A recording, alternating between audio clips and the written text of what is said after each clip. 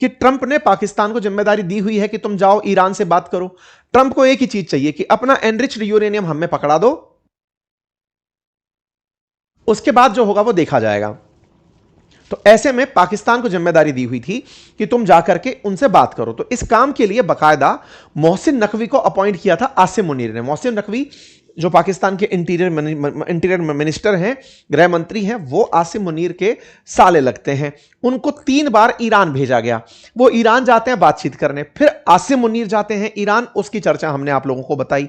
जब ये बातचीत करने जाते हैं तो ट्रंप बड़े आशान्वित होते हैं कि अब बातचीत किसी ना किसी मुकाम पर पहुंचेगी और फाइनली सेटलमेंट हो जाएगा। तो इस बात को ट्रंप ने बकायदा by choke the ticking, clock is ticking करके इस तरह के मैसेजेस उस दौर में किए। ये सारी खबरें चल रही थी।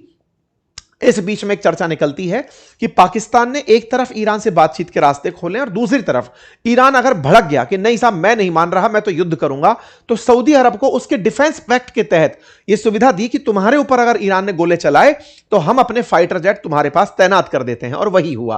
पाकिस्तान ने अपने जेट स्क्वाड्रन तैनात कर दिए, हजारों की संख्या में ट्रुप्स तैनात सऊदी अरब में कर दी। ऐसी एक्सक्लूसिव खबर निकलकर रॉयटर्स से आई। हालांकि इसकी पुष्टि पाकिस्तान अभी भी करने से बच रहा है, लेकिन जो भी है, यह खबर बाहर निकलकर आती है। उसके बाद क्या हुआ, अब वहां से हम इसको लेकर आज तक लेकर आते हैं कि ट्रंप ने कैसे दांवपेच चले और पाकिस्तान अपने ही बिछाए जाल में कैसे फंस गया। मैं वो आपको सामने रखता हूं।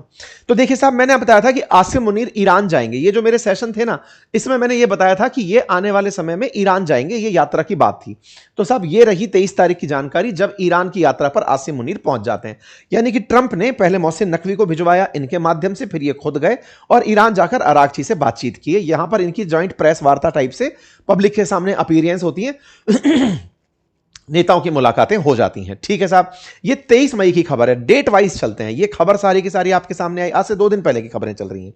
इसी बीच में मार्को रूबियो 24 तारीख को भारत में प्रेस कॉन्फ्रेंस करते हैं। मार्को रूबियो अमेरिकी विदेश मंत्री भारत की यात्रा पर है, क्वाड समिट के लिए आए हुए हैं। आज क्वाड समिट हो भी रही है। ठीक है, ऐसे में जब ये लोग यहां पर आए हुए हैं तो यहां पर मार्को रूबियो से सवाल पूछा जाता है कि सर क्या ईरान का अपडेट क्या है। तो इन्होंने कहा बस वो न्यूक्लियर वेपन पर तैयार हो जाए, डील एकदम हुई रखी है, जिस भी समय तैनात होगी हम जैसे समय बात बनेगी वो हो जाएगा। ट्रंप की पिछले समय में एक आदत रही है, जब भी पीस नेगोशिएशन चल रहे होते हैं, ट्रंप अपने सोशल मीडिया हैंडल पर कुछ ना कुछ धमकाने भरा जैसा काम करते हैं। इधर नेगोशिएशन चल रही है, वो गोला डाल देंगे, कहीं धमका देंगे, अगर ये नहीं किया तो हम ऐसे मार डालेंगे, ये कर देंगे। तो ट्रंप उस खेल में बिजी थे। यानी कि वो एक टाइम पर पुचकार भी रहे होते हैं, दूसरी तरफ से मार भी रहे होते हैं। इधर से पाकिस्तान बातचीत करने गया तो उधर से ट्रंप अपनी तस्वीरों के डरा डरा कर इनको डराने लग रहे हैं। खैर, इससे कई बार यह भी लगता है कि ट्रंप चाहते भी हैं कि नहीं कि डील हो, या दुनिया को दिखाते रहना चाहते हैं कि देखो मैं डील में लिप्त हूं। ऐसा खैर आने वाला समय डिकोड करेगा। एनीवे, इसके बाद खबर आती है 24 तारीख के दिन कि ईरान का एग्रीमेंट हो गया, लार्जली नेगोशिएट हो गया। ऐसा ट्रंप का कहना है कि ऑलमोस्ट बातें हो गई हैं। ट्रंप ने जिस समय यह बात कही वो तारीख 24 मई थी। 24 मई को अपने यहां पर सर्गो रूबियो आए हुए थे। जब मार्को रूबियो यहां आए हुए थे उसी समय ट्रंप का एक ट्वीट आता है कि मैंने सऊदी अरब से बात कर ली है, कतर से बात कर ली है, पाकिस्तान, इजिप्ट, बहरेन, जॉर्डन, इन सबसे बात कर ली है कि हम ईरान के साथ में जल्दी ही किसी एमओयू पर, जो कि शांति वार्ता से जुड़ा होगा, उस पर पहुंचने वाले हैं। 24 तारीख को ऑलमोस्ट ये लगने लगता है कि डील हो गई है साहब। इस पर पाकिस्तान के इशाक डार निकल कर आते हैं, विदेश मंत्री आकर के, उप प्रधानमंत्री आकर के जबरदस्त धन्यवाद सबको देते हैं कि बहुत बढ़िया सर, हो गया डील फाइनली, बहुत अच्छा हुआ, इसी दिन का तो ही इंतजार था। 24 तारीख के दिन सबको धन्यवाद बट जाते हैं। यानी कि एक प्रकार से मध्यस्थता हो गई है सर, अब हमारे बीच में डील हो गई है।